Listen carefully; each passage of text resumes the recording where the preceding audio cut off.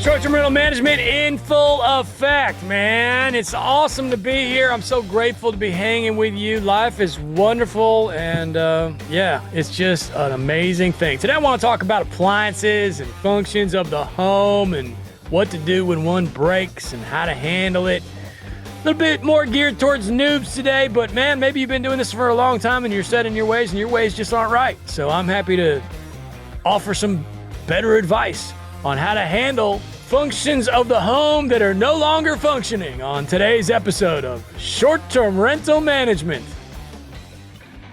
This episode of the Short Term Show is brought to you by The Short Term Shop. 30-year fixed mortgages, tax benefits, and long-distance management training made easy are just a few of the perks of owning a short-term rental. The Short Term Shop can help you buy and learn how to manage your property from anywhere in the world. Just go to theshorttermshop.com and click Get Connected. Again, that's theshorttermshop.com, and we are brokered by EXP. See y'all over there. Yes, here we are. We have gathered here today to talk about vacation homes, rental real estate, and providing these folks a great place to gather and create memories.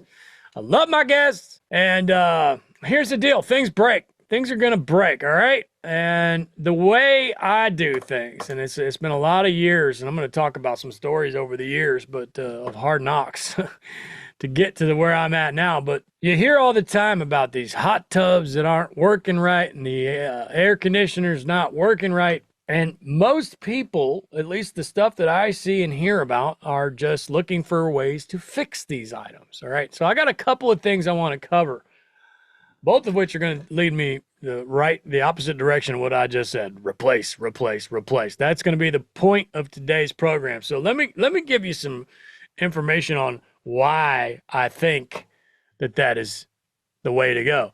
Hot tub, all right? So let's say you got this hot tub and then, let's say it is confirmed busted. You needs a new motor, needs new plumbing, needs new topside, whatever it is, and the man comes back and he says it's going to be $2,400 to fix this hot tub. So now you've got a 9-year-old hot tub that you're about to spend $2,400 on because it's cheaper than buying a new one, which is going to be what? I don't know, $6,000 or $7,000. But here's the truth of the matter. All you're doing is rebuying that old crappy hot tub for a second time. It's exactly what you're doing. All right? Did I just blow your mind? Because that's the truth. I used to, back when I first started, I had a day job and the whole thing, which I love my day job. Still do it part-time. I'm on the radio, man. I play rock and roll records on Sirius XM radio, and I'm proud of that. I've been doing that a long time. So I do it on Saturday night, Sunday night. But anyway, back in the day when I was doing that full-time, I was driving back and forth to office to home, and I would stop. It was a long drive. I lived out in the country.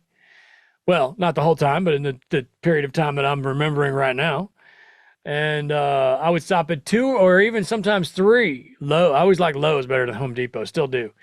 And they got the scratch and dent section, all right? And I would stop and I would say, man, that dishwasher looks brand new, $400. Let's take it. And I would put that stuff in my garage because I knew that at one point, one of the dishwashers in one of my houses was going to break. And I was self-managing everything back then, including my long terms. And boom, I got me a dishwasher. There it is. It's ready to go. It's rocking and rolling. It's got a little dent on the back that nobody's ever going to see. And that's still a good way to do it. Listen, I got nothing wrong with scratch and dent. Okay, I think the scratch and dent's the way to go. If you got the time and the energy to go get that scratch and dent and take it to the property and probably have to install it yourself, which, by the way, installing a dishwasher can suck. It's just like a ceiling fan.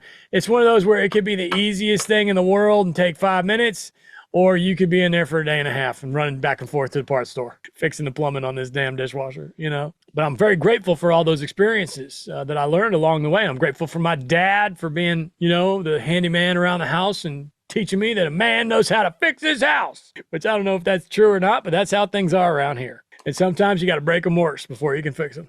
And learn that from my dad too, But anyway, maybe Dad's listening. Dad's still around. Maybe Dad's listening. He's got a wood shop in his garage. He's always out there building stuff. But anyway, so here's the thing. Eventually you get to the point where you've had enough appliances break that eventually you will realize that they just do that. I think it takes several years and a few properties to get to the point where you realize that this shit just breaks.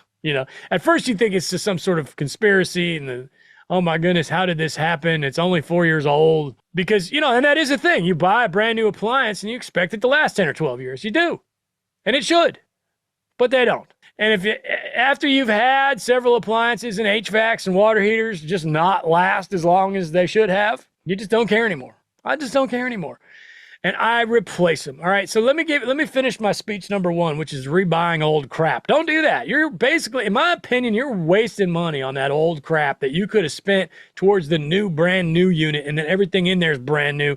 Not only that, but they can go get parts for the newer one a lot easier than they can the old one, and you're putting a bunch of new parts in with old parts. Let's put some new parts in with new parts, worst case scenario, so not that I want to be fixing the new one either, but it's easier to fix a new one than an old one for multiple reasons. So to me, there's just so many arguments as to why you should not spend money on old stuff. Now, hot rod, that's a whole nother thing. I've got a 1970 Buick GS, stage 1. It's beautiful, low miles, original everything. And if you know what that car is, I'd love to take you for a ride. It's not a very popular car, but it does have a very loyal following, and it's a lot of fun. But anyway, that's a whole nother story. Matter of fact, along those same lines, I saw a targeted got a thing on Instagram the other day, and it was a refurbished old refrigerator, and it was so cool. It was. I was like, damn, I would put this thing in one of my rentals. And then I realized it was a 40-year-old refrigerator or a 60-year-old refrigerator, and it's probably just not that good of an idea. I don't know if they were completely gutting it and putting all brand new motors and all that stuff in there or what, but it was also not cheap, so. Anyway, my point number 1 is don't rebuy old crap, man. Spend that money on the new stuff. And I do feel that point holds true even in primary homes. For the most part, after you've had X amount of things just break on your ass, you get to the point where you're like, just get rid of it, dude. Get it out of here. I want a new one. And again, that's expensive, so I know you're sitting there like, dude, you're telling me to spend $9,000 on a new HVAC when I could just spend $1,200 to fix it. I get it. It's a lot of money. It is. It hurts bad, especially when you're young and just starting out. Maybe you don't have kids yet, just getting married, that whole thing, which was a wonderful time in my life. But I'm going to tell you, I didn't have any money. I was trying to figure it all out. But I had faith, and I worked my ass off, and eventually, thanks to the radio and all this awesome stuff that's happened to me through the years, I've been able to build an empire, and life is good. And I don't want to spend money, my hard-earned money, on old, crappy washing machines, okay? This episode is brought to you by the premier short-term rental Facebook group, Short-Term Rental, Long-Term Wealth. We have nearly 50,000 members. This is the biggest independently owned and operated STR Facebook group, and it has been curated by yours truly, Cashflow Carl. Join us on Facebook. Search the groups for Short-Term Rental, Long-Term Wealth. That's Short-Term Rental, Long-Term Wealth on Facebook. And then point number 2 here is that it is a vacation home. You can't have old crappy stuff that breaks down in a vacation home. Even if it's only 2 years old, if it's breaking down, it's got to go. You've got to have nice stuff that can react and function flawlessly with guests. Picture this. You got a guest coming in. They've been driving all damn day. They got 2 little kids in the back seat. The kids have got chocolate and goldfish all over everything. The first thing they want to do when they get to your house is throw all that goldfish crap in the washing machine. And if you've got a 15-year-old washing machine that's rusty and has a dial on it that you got to click, they're turned off. You got to have nice stuff in these vacation houses if you want to compete. It's always been like that. That's not new. That's not some of this new, I always make fun of the petting zoo thing. That's not this newfangled petting zoo over-amenitized crap. You've always had to have a nice washer and dryer. That's how you get good reviews. That's how your guest has a good stay. We are here to make sure they have some. When I go on vacation, my kid gets chocolate all over everything in my car. I want to be able, I'm a neat kind of, I like things to be clean. Throw it right in the washing machine. That damn thing better not have any rust on it. All right. So if you're running around trying to replace heating elements on water heaters in a vacation home, you are asking for trouble. If you've got an 11-year-old water heater in a vacation home, what the hell are you doing? That thing's going to spring a leak, and it's going to cause you a lot of headaches. Is it worth it to say the water heaters are going up. They used to be like $1,100 to get one swap. Now it's like man, you go to a mega market like the Destin or the Smokies, you're talking $2,500 to swap a water heater now, which you could do it yourself for $700, but who's got the time? Plus they're heavy as hell. Anyway, they're not heavy, but they're bulky and annoying, and they are not as heavy as they look. Let me put it that way, but it's still not a field day to drag one of them things around everywhere. You got to have a dolly and everything else. But anyway, you got an 11-year-old water heater that stops heating. The guest says you got no hot water, and you send some guy over there and he wants to put a new heating element in this 11-year-old water heater. Shame on you. What are you doing? That thing's going to spring a leak next week. Now, I'll never forget my buddy Aaron, who comes and hangs out quite a bit. He comes to the Management Monday Mastermind sometimes, and he's a great dude. He heard me tell this story one time. You got to have a nice water heater because if it springs a leak, it's going to ruin their vacation. You're going to get a bad review. And he went out and replaced his water heater, and guess what happened? Damn thing leaked everywhere.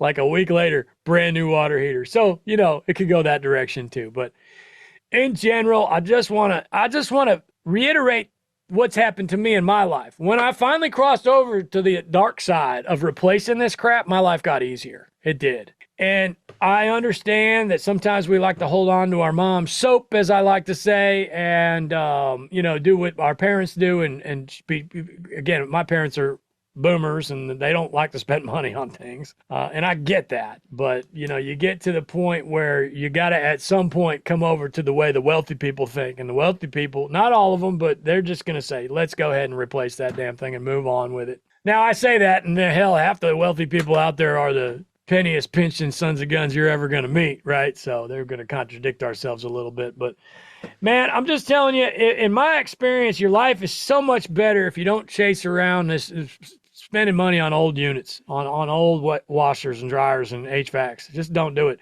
You're stepping over dollars to pick up pennies. It's just not a great way to do things. Come join me in the Management Monday Mastermind every week, free for short-term shop clients, and we do sell houses. That's the whole point. We want to get you in a vacation home to make a difference in your life and the guests that are coming into the home's life, man. Everything's a sales pitch, right? But theshorttermshop.com, we would love to have you. Reverend Luke Carl preaching it on short-term rental management. And as always, don't overthink it.